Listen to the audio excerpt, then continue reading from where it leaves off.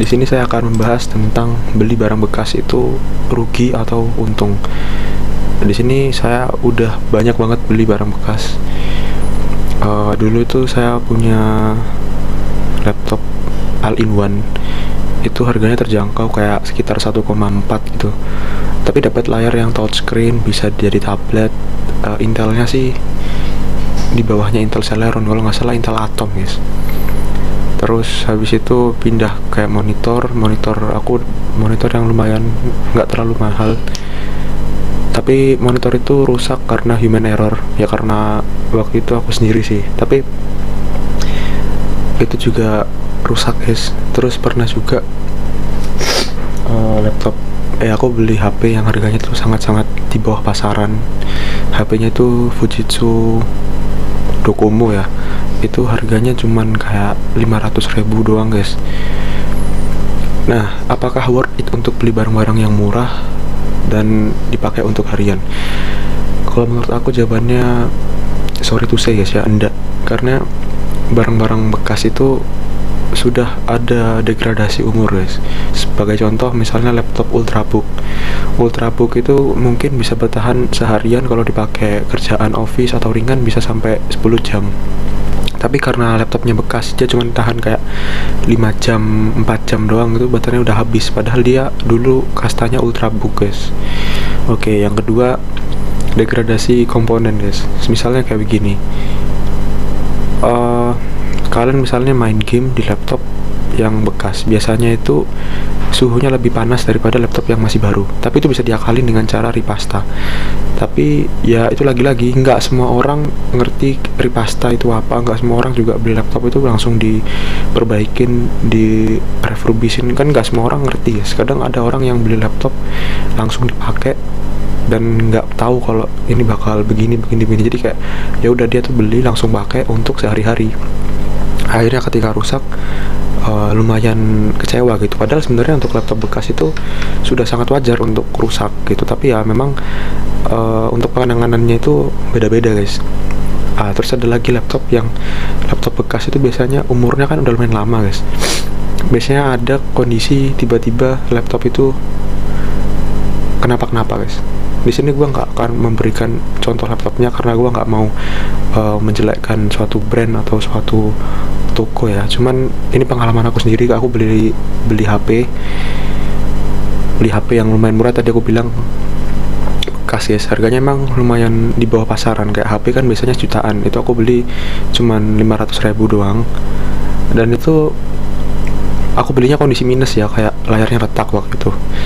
Dan ternyata pas dipakai itu layarnya semakin lama semakin black screen, guys. Jadi kayak awalnya mungkin cuma 20% layarnya yang mati, lama-lama jadi 30, tiba-tiba 50, 70, 100, jadi kayak layarnya langsung mati semua gitu. Mesinnya nyala tapi layarnya rusak, guys. Dan ternyata HP yang aku beli itu layarnya AMOLED, jadi kalau diperbaikin harganya jauh lebih mahal daripada harganya diperbaikin tuh lebih mahal daripada beli baru. Jadi di situ aku lumayan ya gitulah.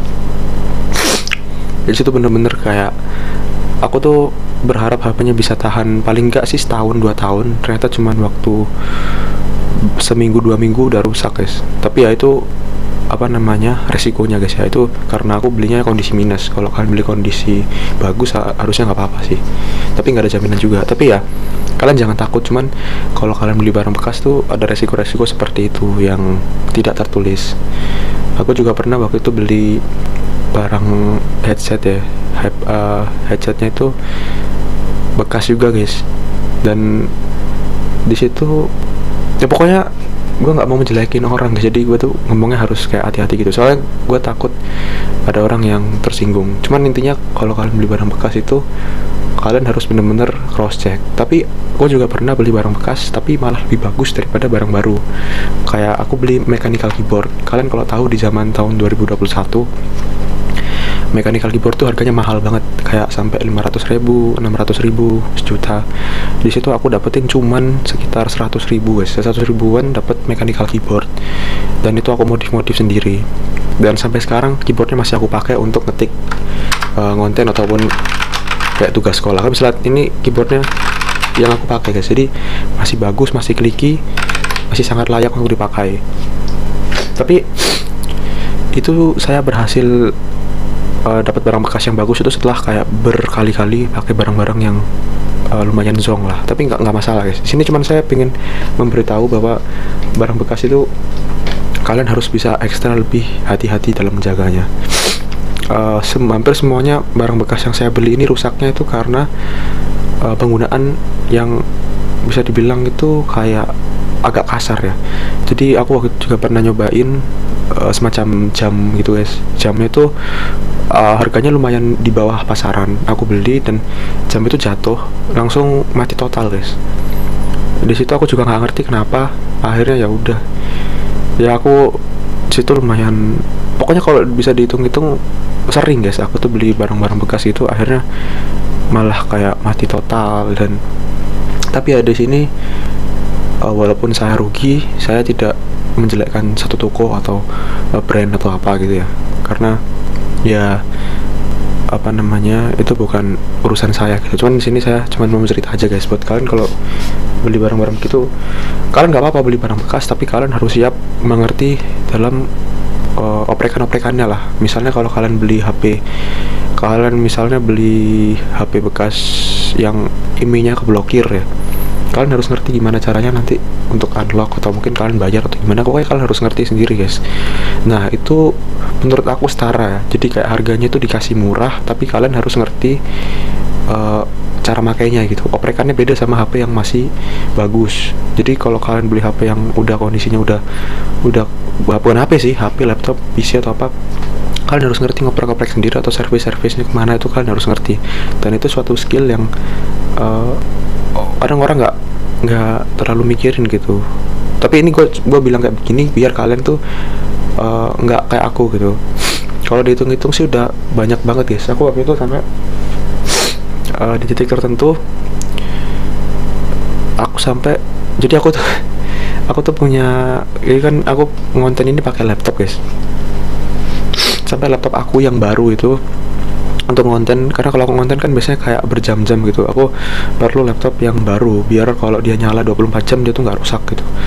Nah sampai laptop aku yang baru itu aku gadaikan guys. Jadi kayak laptopnya itu aku gadain biar aku bisa nutupin kayak kerugian waktu aku beli barang-barang itu guys. Tapi ini nggak masalah guys, maksudnya kayak bukan aku nakut-nakutin atau apa, cuman ya itu tadi, kalau kita beli barang yang, tapi di sini sebenarnya ada di salah aku karena aku beli barangnya itu terlalu jauh dari harga pasaran guys gitu. Jadi bukan salah seller sih, tapi intinya itu tadi guys, kalau kalian mau beli barang bekas kalian harus ngerti minusnya apa, kalian bisa perbaikin atau enggak. Kalau kalian bisa terima, paling enggak kalian tahu gitu gimana caranya ngerawatnya biar nggak rusak.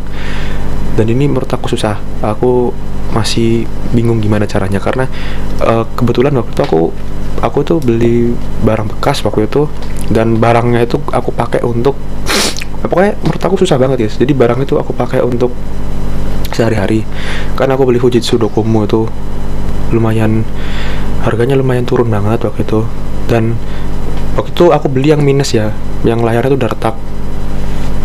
Dalam satu kondisi HP-nya tuh natap ke meja ini guys, ke meja sekolah ya, dan langsung mati total ya. Jadi kayak retaknya itu langsung jadi kayak waktu itu 50% langsung jadi 70 gitu.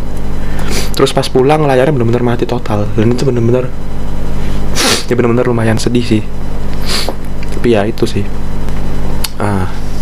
itu gue cuma cerita sih gitu guys. Jadi kerugian gue, tapi keuntungannya itu sangat banyak guys kalau kalian bisa dapat barang bekas yang bagus ya.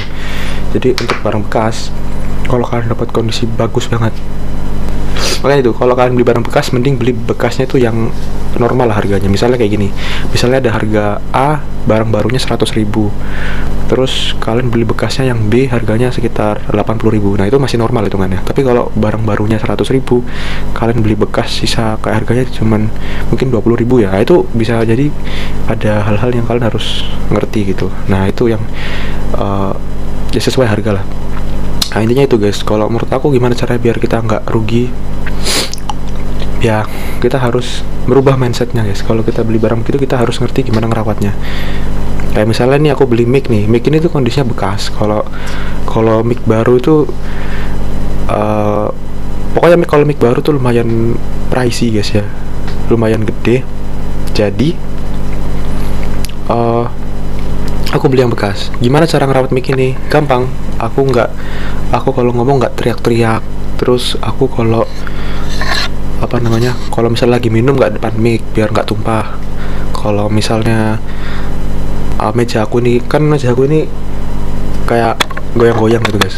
Nah itu aku nggak, ketika meja lagi goyang-goyang, mic-nya ini aku tahan gitu. Ketika lagi mindahin laptop atau mindahin keyboard, mic-nya ini aku tahan biar dia nggak goyang-goyang, biar nggak rusak. Jadi kayak gitu guys. Tapi kan lagi-lagi guys, nggak semua orang itu bisa melakukan hal-hal kayak gitu, hal-hal inisiatif untuk menjaga barang itu. Nah itu yang, ya itu harga yang harus dibayar karena kita belinya harganya dengan lebih murah daripada harga seharusnya gitu guys. Oke, lanjut guys ya ke part 2. Lalu barang bekas ini kelebihannya, lalu barang bekas ini untuk siapa sih gitu, kalau bisa dibilang lumayan ribet gitu ya. Nah, barang bekas ini sangat worth it kalau kalian itu ngerti sama barang yang kalian beli. Misalnya kalian beli di sini, yang aku kasih contoh adalah HP aja sih, karena HP itu mungkin kalian sering kan beli barang bekas gitu, HP atau laptop lah. Nah, kalian beli tuh yang kalian beli untuk menghemat budget kalian. Misalnya kalian beli laptop, kalian misalnya beli laptop gitu, laptopnya itu kayak dia itu bisa hemat 20% sampai bisa hemat sampai 20% sampai 10% lah ya, 10% sampai 20%, dan kalian bisa dapatkan barang yang sama tapi kondisinya bekas. Ya itu better guys, itu bagus karena kalian bisa menghemat uang operasional lah. Jadi kayak daripada kita dapat yang baru bungkusan, mending kita beli yang udah dibuka, udah dipakai, dan masih ada garansi, dan harganya juga lebih turun. Nah itu yang aku saranin kalau kalian beli barang bekas kayak begitu. Atau kalian beli barang bekas dan kalian siap untuk memperbaiki. Kayak misalnya kalian beli barang yang harganya di bawah rata-rata, minus layar, terus kalian benerin sendiri layarnya. Nah itu worth it, sangat worth it ya, karena biasanya kalian bisa dapat harga yang miring banget. Tapi lagi-lagi itu agak-agak makan waktu dan kadang nggak semua orang telaten ya itu. Oke, jadi gua akan bahas kelebihannya ya. Itu tadi kekurangannya sih, tapi ini kekurangannya gua udah akuin sendiri guys. Jadi kayak gua udah bisa dibilang udah sangat-sangat panjang untuk beli barang bekas itu, dan gua kayak nyoba riset-riset sendiri gitu.